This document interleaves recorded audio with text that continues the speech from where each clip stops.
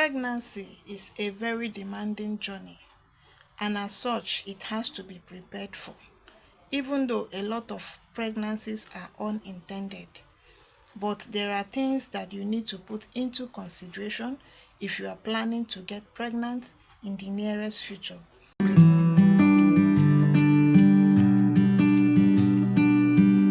Hello and welcome to my channel. My name is Onyechi Linda. I'm a registered nurse midwife. Today in this video we are going to be talking about preconception care. Now, preconception care is all about the care, the education, the counseling a woman receives before she gets pregnant. So it's a kind of preventive care, a care that helps you to take proactive action to prevent complications that may affect the pregnancy when it finally occurs. Now, pregnancy, the act of getting pregnant in itself is not as easy as it seems or as we have been made to believe, because a lot of persons, a lot of couples are battling with infertility. And for some others, the struggle to stay pregnant is real because there have been cases of miscarriages in early pregnancy. So, what do you need to do? What do you need to do ahead of time so that when you finally get pregnant, you can optimize the outcome of pregnancy for both mother and child? Now, preconception care helps you to be at the helm of affairs as a woman. It helps you to make informed decision and choices. For people that don't plan their pregnancy, that at the flip of a finger they're already pregnant, they might not prioritize preconception care. But for some others, prioritizing preconception care, putting it into action is a must. Who are those that need this preconception care? Preconception care is needed by those who have had previous episodes of miscarriages. You've had a miscarriage not once, not twice, it keeps reoccurring.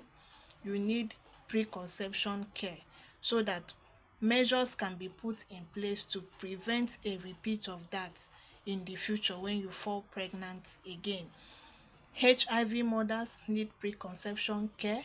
If you are HIV positive and you intend to get pregnant in the future, you need preconception care. You need the counseling to be guided on when to try to increase your chances of having a HIV negative child. And if you have a pre-existing medical condition, you also need a preconception care. Pre-existing medical condition like asthma, you have diabetes, hypertension, and a lot of other diseases, chronic diseases. You need preconception care so that your drugs can be adjusted and made pregnancy friendly. And then if you have a family history of genetic disorder like thalassemia, sickle cell anemia, you need preconception care to make informed decisions and choices. And if you are using assisted reproductive technology, maybe you've have series of failed IVFs and every other thing that comes with assisted reproductive technology, you need preconception care so as to help you optimize the outcome of pregnancy when it finally happens. So, like I said before, preconception care might not be a priority to some group of people. For some others, I think it's a must. So, when should this preconception care start? Preconception care ideally should be for all women of reproductive age, but it should start at least 3 months before you start trying to conceive. It should start at least 3 months before you start trying to conceive. And take note that this preconception care is individualized. It is not the same for every woman. For instance, one person may have pre-existing medical condition, the other doesn't. the care is tailored to individual needs. So even though there is a checklist, it is not the same for everyone. It is individualized. Okay, so if you fall under this group of people that I mentioned earlier, you need to show some commitment to the fact that, okay, when you finally get pregnant, you want it to be a success, you want a positive outcome for both mother and child. So you need to show some commitment by visiting your healthcare provider to plan things together, and then you have to also be committed to implementing the things that you are told by your healthcare provider. So first of all, you need to be mentally and physically prepared. Mentally, because some people get pregnant and they feel, oh, I'm not ready, I don't think I'm ready, I don't think I want this child. You need to prepare your mind and yourself mentally. And then physically, in terms of your diet, you need to eat healthy. You need a lot of proteins, you need fruits and vegetables, you need to exercise, unless where contraindicated by your medical care provider. And then you need a healthy weight. For instance, if you have a BMI of above 25, that is obesity, you need a healthy weight, because obesity in itself make conception difficult, and it also poses a lot of risk in pregnancy. And then if you're underweight, you stand a risk of having a preterm baby or premature baby, and a lot of other complication that comes with, you know, weight, either overweight or underweight. And then you need to make adjustments to your finances. You need to communicate with your spouse. What adjustments do we need to make in terms of finance, in terms of the environment you are staying? What adjustment do you need to make in your entire family to welcome a new child that you are planning for? That should be part of your physical preparation. Also, you need to make lifestyle changes. If you are somebody that smokes or drink, the preconception stage is that perfect time where you need to make lifestyle changes, where you need to quit smoking if you smoke, where you need to quit drug if you do drugs, because definitely there is no safe level of alcohol in pregnancy. So you need a lot of adjustments. These are things that you need to do. And then if you also need workplace adjustments, if you work in a place where you are exposed to droppings from rodents, from cats, you need to make adjustments, maybe ask for a change of department. Some even go as far as quitting their job. Yes, it's that serious, because exposure to droppings from rodents or cats are harmful in pregnancy. It's not healthy for a pregnant woman. So you need to make adjustments. Or if you are exposed to chemicals, pesticides, asbestos, and every other chemical that can harm your child in pregnancy, that have a teratogenic effect, you need to make plans to adjust yourself so that you won't be exposed to those things when you finally get pregnant.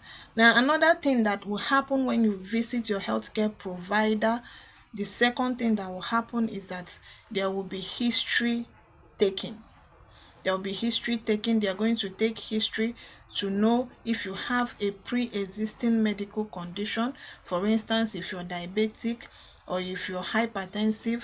This is so that the drugs you'll be placed on will be pregnancy friendly. They're going to find out if you smoke, if you drink, if there is any family history of genetic disease. A lot of history to be taken. If you've had previous pelvic surgeries, if you've had previous abortions or miscarriages, or anything that could impact the outcome of the pregnancy you are planning. They are going to ask a lot of questions to ascertain that. So you need to be open and share your concerns with your healthcare provider. third thing that needs to be done is screening. Yes, you need to get tested. For instance, they need to check your hormonal profile, your blood sugar, the thyroid hormone, genetic testing, semen analysis. They need to check for STDs and get it treated, because all those things can have a negative impact on the outcome of pregnancy, and then HIV and a lot of other investigations to be done. Now note that if you have a pre-existing medical condition already, there will be need for further testing. There will be need for referral to other specialists who will work as a team to help you achieve a positive outcome when you finally get pregnant. The fourth thing that you need to do is that you need to manage your stress. Stress impacts your hormonal level. It creates fluctuations, and when there are fluctuations like that, falling pregnant can be difficult because it's going to also affect your menstrual cycle. The date of your ovulation will keep fluctuating, and so you won't even know when to meet your partner to try. So you need to manage your stress and reduce it to the barest minimum. And then the next thing is that you need folic acid supplementation. That's the fifth one. You need folic acid supplementation to prevent neural tube defects. So like I said before, you need to start your preconception planning 3 months before you finally start trying to get pregnant. So you need to start folic acid supplementation so that you don't end up with a child with neural tube defects or other complications that taking folic acid could have helped you prevent. Then the sixth one is that you need to keep track of your menstrual cycle. A lot of persons don't know the the cycle, the number of days in their cycle. They don't know if it's 28 days, if it's 30 days. You need to know. Your healthcare provider is still going to take that history so that they can tell you, okay, this is when you're supposed to try, this is when you are likely to ovulate, and then you should try within that period. So you need to keep track of that.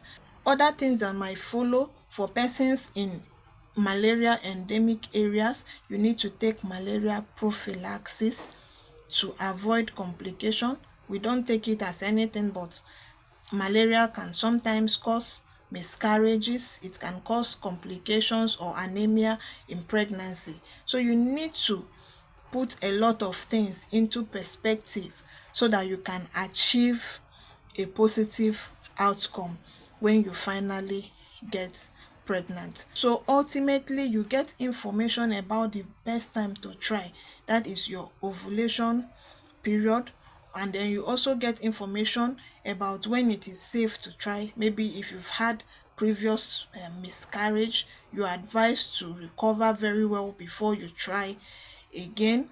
And then you also get to make your drugs pregnancy friendly if you already have a pre-existing medical condition, and then you increase your chances, if you are HIV positive, of having a HIV negative child, because you get to try only when your viral load is very low and or undetectable. So that you don't do alone, you have to work hand in hand with your healthcare provider. So if you have gotten value from this video, don't forget to subscribe, turn on your notification, like and share. Thank you, and see you in my next video.